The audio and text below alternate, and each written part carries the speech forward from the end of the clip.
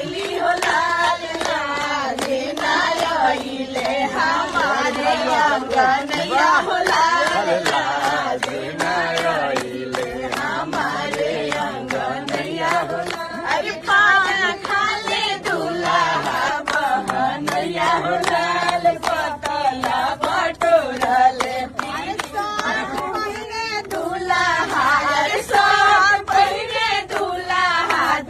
तो दोस्तों आप लोगों ने इस वीडियो को देख लिया है, तो मैं आप लोगों को बता दूं कि बहुत जल्द अंकुश राजा का शादी होने वाला है।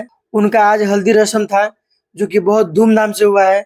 और आप लोगों ने ये भी देखा कि लेडीज के साथ साथ अंकुश भी गा रहे हैं भाई। और एक बात और मैं आप लोगों को बताना चाहता हूँ कि भाई जिन लोगों को भी कंफ्यूजन है कि शादी किसका हो रहा है, अंकुश का हो रहा है कि राजा का हो रहा है, तो मैं आप लोगों को यहाँ पे क्लियर कर दूं कि भाई शादी राजा भाई का हो रहा है।